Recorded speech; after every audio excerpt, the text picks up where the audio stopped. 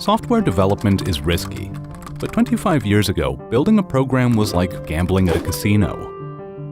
In 1996, 31% of US development projects failed entirely. 53% were over budget, schedule, or missing functionality, and only 16% met initial expectations. The problem was in the way IT projects were planned.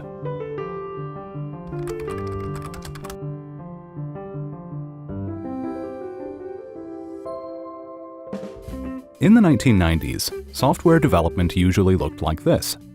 First, the team of user representatives gathered requirements, development was scheduled and budgeted, then thousands of pages of documentation was handed off to a tech team to begin design and development. Eventually, the system was integrated into existing processes and tested. This was called the waterfall model, as steps were discrete and strictly followed each other. Today, the drawbacks of this approach seem obvious.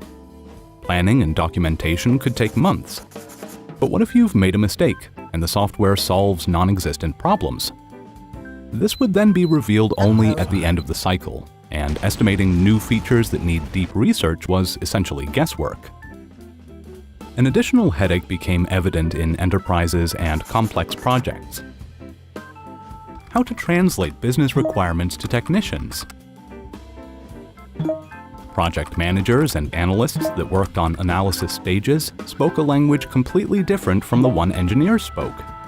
Programmers like solving tech puzzles, not business problems. And this made the gap between planning and coding even deeper. There was a need for someone who'd take the technology leadership, have a high-level view on the problem, and suggest a solution expressed in a language accessible to technicians.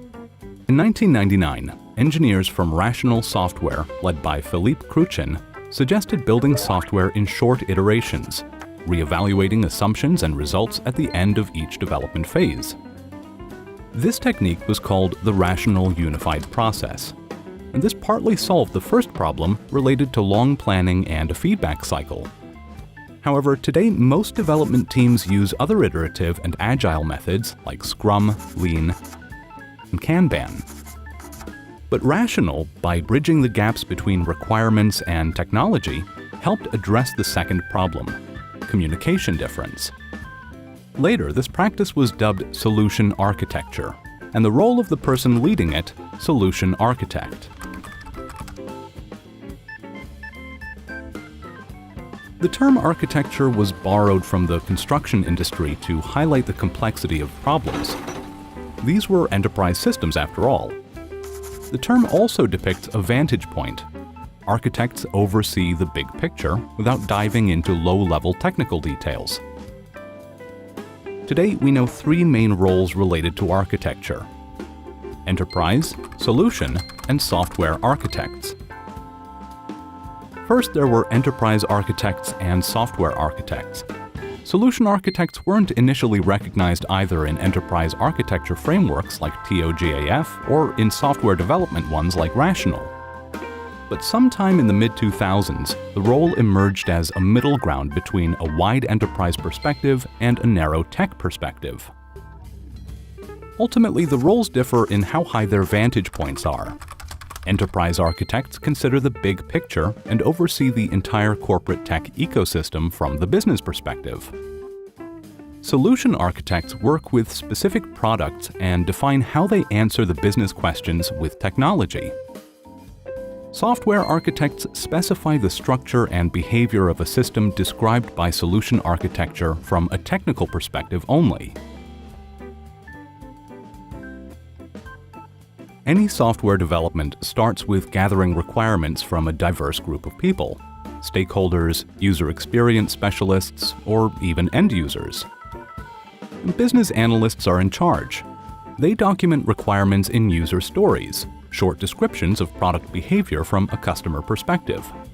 These are functional requirements. There are also some non-functional ones: the general qualities of software, its speed, maintainability, security, and some others. Besides requirements, any project has its own constraints: a budget, manpower, time, licensing, and risks. A business analyst provides a solution architect with all these inputs.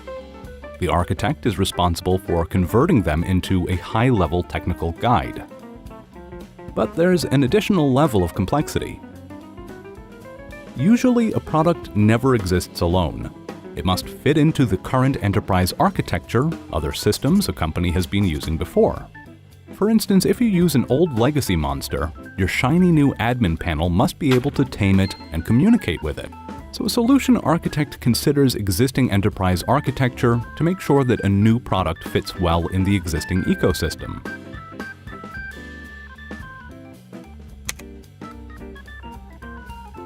If you look at the Amazon Web Services Certification Exam Guide for Solution Architects, you'll get the idea of the problem domains that this person faces.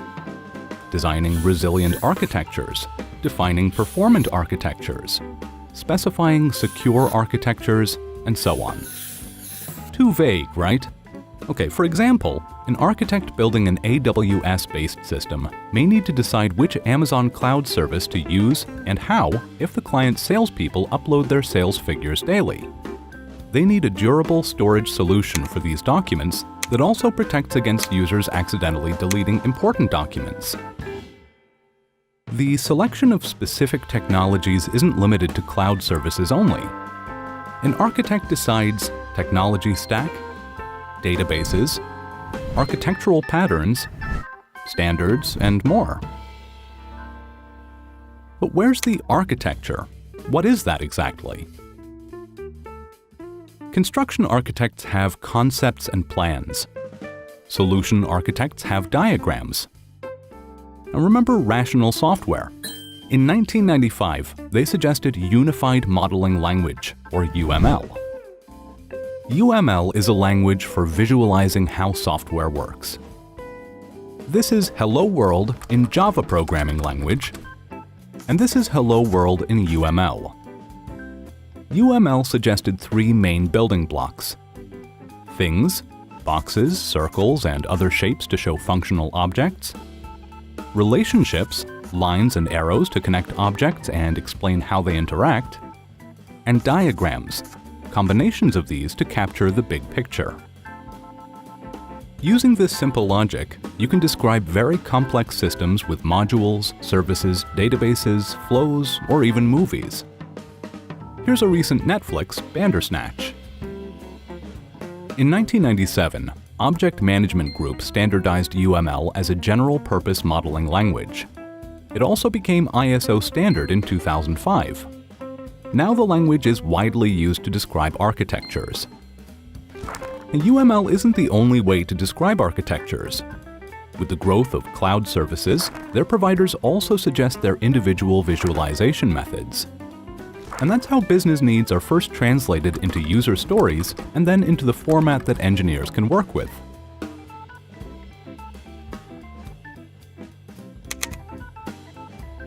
The ability to win the hearts and minds of our customers while explaining abstract technical concepts as they relate to business value is a must. And this is a quote from the job posting for a solution architect in one of the tech companies. Solution architects do lots of talking. Diagrams look static, but making them, reiterating, and tweaking entails a lot of communication with different parties, stakeholders and project managers, to capture the business problem and pitch a solution, business analysts to work over requirements, enterprise architects to fit a solution into the corporate ecosystem, engineering team and software architects to break down tech details, many people, besides that one guy that's always at the coffee machine. But who's qualified for this kind of job? Usually, solution architects have engineering backgrounds and a pedigree of complex projects. Framing intricate requirements into an architecture takes top-to-bottom understanding of a product from the client side, through languages, operating systems, and virtual machines, to an infrastructure. Most likely, a solution architect would understand a domain. There are architects who know the ins and outs of financial systems or healthcare software or travel. You name it. They may also have tech domains. Cloud providers like Amazon Web Services and Microsoft Azure offer architect certifications to demonstrate their proficiency with these ecosystems. So look for that if you plan to hire one. And obviously, you want the soft skills that keep all that communication humming. But does it work? In 2009, experts from Capgemini and the University of Amsterdam surveyed people from 49 software projects to understand the business value of solution architecture as a practice. They found that the use of solution architecture helps decrease budget overrun by about 19%. It improves customer satisfaction and finds a better technical fit for project results. This doesn't mean, however, that all software projects need solution architects.